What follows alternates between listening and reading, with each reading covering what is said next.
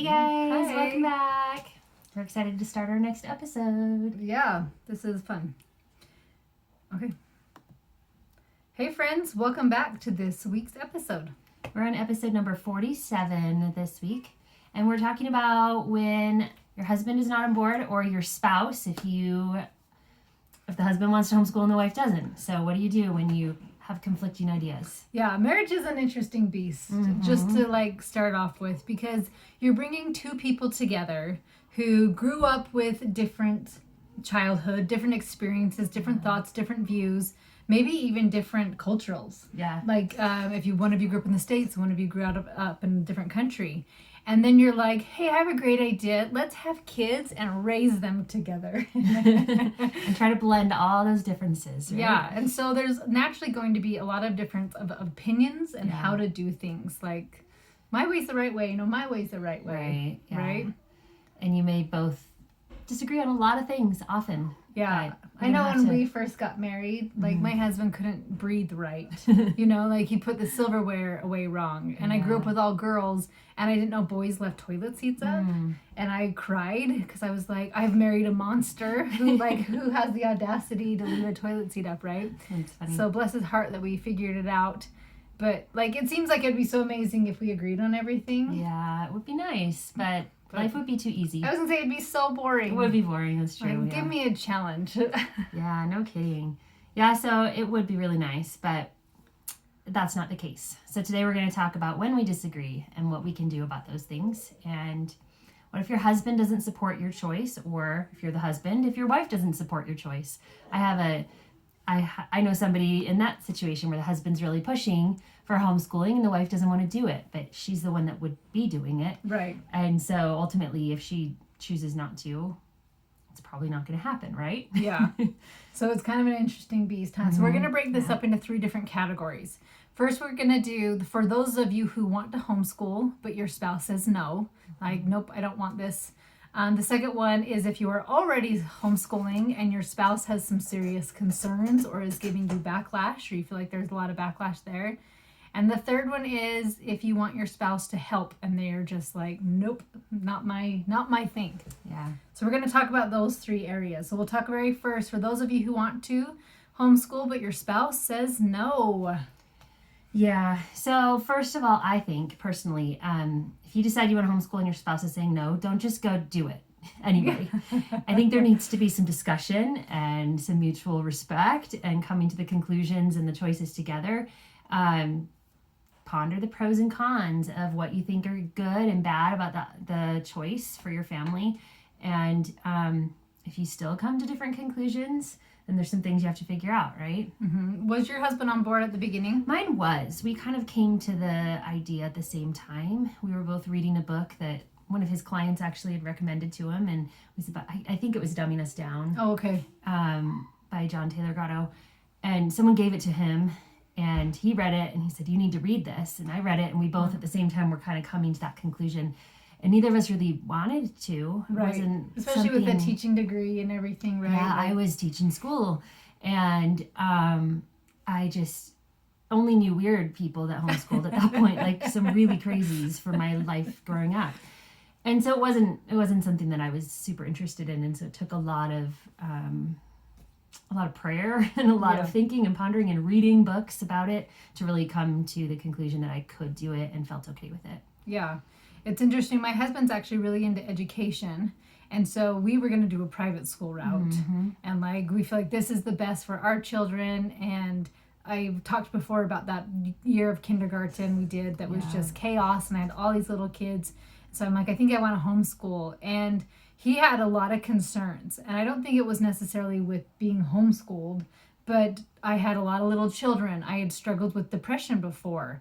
I got overwhelmed easily. And so I think out of love and concern for my own mental health, can you handle more? And I think that's often the case with husbands. Like if they are disagreeing with this choice, I think I've seen most often that the reason is because they're concerned about their wife and their ability to handle all these things. Because we put a lot of pressure on ourselves already. And so if you're adding another really big burden to your life, that could break you, and they don't want you to do that. They Yeah, don't want that like to they happen want a to healthy you. wife. Mm-hmm. I had a friend, he once told me, he goes, I would have loved more children. They had 3 children. He's like, I would have loved more children, but I also didn't want my wife to end up in the loony bin. Aww. So it was more important to me to have a healthy wife. I kind of feel that way about me as well. Yeah. I would have loved more children, but I don't think that my husband could have handled it. Yeah. So 4 is a great number. Mm-hmm. So I think a really great step to start with this too is creating a vision for what you want for your family. And so my husband and I laugh about this, is that we have the same end goal, idea, vision for our family, that we want to be traveling together. We want to have fun together, to be doing a lot of family events together. Mm-hmm. But sometimes we disagree of the path to get there. Yeah, definitely. And so I think if you can come with your husband and say, like, what do we want as a family, and create this vision, and then show how homeschooling can help fulfill those needs of the vision, right? So if you have a family that enjoys being together, you're like, with homeschooling, we are creating this culture where we are used to each other. So when we're on a family vacation, our kids are each other's friends. Yeah. So it's not this weird thing, right? I think it was at church on Sunday. They were talking about kids that just don't want to be around their parents. They just always want to be with their friends all the time. And I was listening to that conversation, and I was thinking about my own children, who of course love their friends. Yeah. But I don't feel like it's been as extreme as I've seen it in other families, because we've really built those friendships within our own family. And it's really nice. That is one benefit that I've loved. That's funny. On that side tangent, our kids were in our homeschool co-op play last weekend, and they went out the Friday night all together. Yours, Brenda, went too, right? Yeah. And then Saturday, they all wanted to go again, and both of us said no. Mm-hmm. And it was interesting because my girls were a little bit bummed. There may have been tears, but they were able to be like, okay, we understand. Like, we're tired, we're exhausted. We've been doing this all day because of that relationship. Yeah. And I know yours. And mine were just fine. We told them ahead of time, you're not going out tonight. You did last night. Oh, okay. Yeah. And so they knew going into the day that it wasn't going to happen, which was good. Yeah. We were okay. But So I think once you can get past, like, finding out what your husband, I'm going to say husbands, but it could be both ways, but my mouth keeps saying husband. it's good. So find out what his concerns are. So is it your emotional and mental health?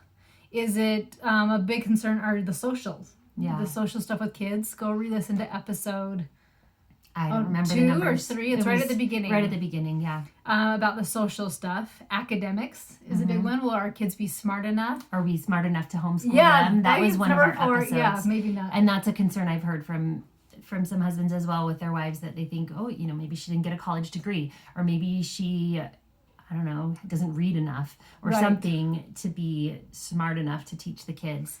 And you'd never want to actually say that to your spouse, like, oh, you're too dumb. Yeah, like, I think you're an idiot. Hopefully they wouldn't say it in those words, but that could be a valid concern. Yeah. Also. And then another one could be sports.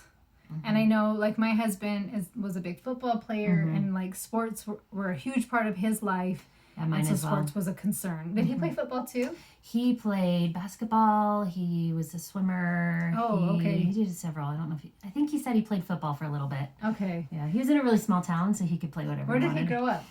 Northern California. Oh, okay. I was going to say, I always just assumed, I guess I know you're not from here, but I assumed he was. Nope. But yeah, so going through those concerns and then addressing them and finding a solution for each of them. Yeah, and I think you really need to validate each other's concerns. Like, don't just blow them off, and don't just think of them as, oh, that's no big deal, whatever. Yeah, not a big deal. If it really matters to them, then you need to take some time to understand it and be respectful of their feelings there. And don't make this whole thing into a battle. This doesn't need to be a fight. If it's going to cause fights in your marriage, then it may not be worth it at this time, because your marriage matters a lot. Yeah. And so, and also, there's also with that too of asking maybe, like, give me a trial period. Yes. Let me try a year. Let me try a semester. I would even Sometimes say people will try it through the summer instead of during the school year. So they have, a month or so in the summertime where they're doing this as if they were doing homeschool, just to see what it's like and see if they can handle it, and if their kids like it, and if their spouse agrees. And so maybe that's a time when you could give it a trial without even having to pull your kids out. Yeah. But I've even talked to, I guess we'll go into this one in the next one. So I'll put a pin in that. Okay, so our second concern. So the first one is you want to homeschool, but husband says no. So finding out the concerns, addressing them, finding solutions, coming together. You're a union, right? Like, we don't want to end a marriage over homeschool. Right. Second one, you are already homeschooling and husband has some concerns. So this is actually something that comes up quite a bit in coaching. Yeah. With it. And one of the first things to do is to not take it personally. Isn't that sounds so beautiful and easy? Yeah, it sounds easy, but it's hard not to. Right? Because you feel like, oh, I must be a terrible mom, a terrible teacher. I'm failing at homeschooling. I'm failing. I can't do anything right. Yeah. I think, sorry, I'm stuttering. My sister was homeschooling for a little while, for a few years with her kids, and her husband often had concerns over it. And she's kind of free-spirited and would take off and go and just do things often, and so they weren't frequently at home doing school, and so he was just worried that the kids weren't getting enough, and he would come home and drill the kids sometimes, and that was really frustrating to her. And also grandparents were doing the same thing, and I've actually seen that with friends and cousins and stuff in my own family, where people are drilling the kids to make sure they're actually learning what they're supposed to be learning. And that is so inappropriate and so unhealthy. I know you would never do that to a kid in regular school. I would never do that to somebody. Get me your grades. What did you get? No, it's not your place. Yeah. As a husband, if you're doing that to your wife, that's going to make her feel terrible also. You know, you can, in a gentle way, talk about what you're learning, but you don't need to drill them and make sure they're actually learning. Yeah. So that's just my 2 cents on that. Well, so I had one of my clients, her husband, I don't know if he was an engineer, but math was like the biggest subject that he was concerned about. And he was really pushing this certain math curriculum. And she hated it, her children hated it, so then they don't want to do the math curriculum. Right. He was quizzing them at night. And so we kind of got to this coaching space of, instead of her taking it personally and she thinking she's a failure, right, of saying, what do you want? And she goes, I want to try this other math program. I want to do this. So she actually, from a space of love, instead of this defensive, like, listen up, buddy, this is what I'm going to do, right? But from the space of love, saying, I hear you. I hear that you have some concerns with math, and I get it. Would you be willing to take a little bit of leap of faith with me here and allow me to try some different curriculums until we find the one that works for us? Yeah. Because there's a lot of jumping around of like, this works for kid A, this works for kid B. And that happens a lot in homeschool until you find the right thing for the right kids. And so it can be a challenge. I think especially, you know, in a situation like where the husband has an expertise in an area, which we're all going to have that in different areas in our homes. And like her husband is amazing at foreign languages and she wishes he could help there, and we'll talk about that later. But and you know, you're all going to have your different areas, and if there's somebody that's amazing at math, they're going to be specific and particular about what they want their kids learning, and so you need to do it in a gentle way and be loving and accepting. Have faith in yourself, right, and just listen to his concerns, and then from a space of love, because if you're coming at him like with claws out, it's not going to end well, right? Right. Yeah. But if you can come at it with just like, I love you, I hear you, can we try some different things? Or do you think you could help me with this subject? And so when, I think she asked him that originally, and he was like, I can't. And she goes, okay, then please give me some breathing room and allow me to try some things. Yeah. That's great. So on that, too, there are two sides of this, where you have a husband's concerns and like we were talking about with the math, right? And it's like, hey, give me some breathing room and let me try some things, be willing to fail a few times. But then there's also, is there some truth to what your husband's saying? Right. And just like you were talking about with my sister. With your sister. Yeah. Where there were often times where she was just off playing instead of having, you know, a consistent schedule with her kids. And so there may have been some valid concerns that he had there. And so maybe just think about it in your own life, and are his concerns valid? This is not a criticism of you and your abilities, but just really take a look in the mirror and think it through. And am I actually keeping a consistent schedule and actually teaching the kids what they need to be learning and following through on these routines that we need to have? And if not, then maybe that's something to rethink also. Yeah. And so it was interesting. So I started homeschooling the same time as this friend, and she was always upset because she was like, my husband's always on my case and he feels like I'm not doing anything and that I don't teach the kids. And I mean, I got to see her because we were experiencing this together. And he had some really valid concerns that she liked working, which is fine. We obviously both work. but it became the priority. Yeah. So it was like, we'll get to school. Go watch this show again. We'll get to school. And so for years she did this where she just kept putting off school, where in her mind it was this beautiful vision of sitting in the forest and reading books, but the application of it just didn't speak to her heart. And I don't think she ever could. She never really got there. And so she would always get mad at her husband, because then if you're mad at your husband, then you don't have to look at yourself, right? And so it's like, well, I had to quit because of him, instead of saying, no, I quit because I wasn't a good fit. I actually love working, and I wanted to keep working, and so her kids are in school and they're fine now, but like they struggled when they got in, and she works full time and she loves working. And so just being willing to be honest with yourself. If there are some concerns, to really look at it and say, okay, my husband has some concerns with a child not reading. And so like, is there dyslexia? Is that an issue? So, you know what I mean? And then studying about reading. Am I trying with this child? Am I doing different things? Are we actually trying to read? Yes. Yeah. And being willing to look in the mirror. Yeah. That's great. Okay. So our last concern. The husband won't help with homeschool. Do any of you guys have husbands that are not helpers and you wish they were? Yeah. Both of us do not have husbands that help us. Not in homeschool. Not in homeschool. I mean, my husband's a great helper. I don't mean it in that way. But he doesn't do any of the schooling. I do it all. Yeah, we tried in the beginning, like she said, with foreign languages. And so it was a way, because they were little, and so I could have a little bit of a break, that they would go to his office and do Spanish. And it quickly turned into TV time and donuts. Oh, no. And so it did not last very long, even though like I would have loved it, and I still would love it if he would do entrepreneur stuff, finance, foreign language. There's so many subjects that he would be amazing with, especially when he's so passionate about it. And mine as well. There's a lot of things that he could teach my kids, but he works long hours and he comes home really tired, just like I'm really tired at the end of the day. And so it's really understandable when he's working so hard to help support our family in that way. If he doesn't have the time and the energy when he comes home, I just have to be okay with that. And ultimately, this is a choice I made to do with my children. And if it were too much for me to do on my own without his help, I could choose to put them into school. And I know that he just doesn't have the bandwidth to do it. Yeah. So what I like to do too with people when they're like, I need my husband to do these things. I like to have people write down what it is they'd like their husband to do. And if you're like, you could even take it to your husband and say, could you do any of these? And if he was like, no, not one of them, then you find out a different way to get those done. So Duolingo has become our foreign language because I don't have the knowledge to teach them a foreign language, right? So Duolingo's fulfilled that need. You could, I know cleaning is a big one that people are like, well, husband, could you clean the house then? Or do something like that. And if he says no, hire a cleaner.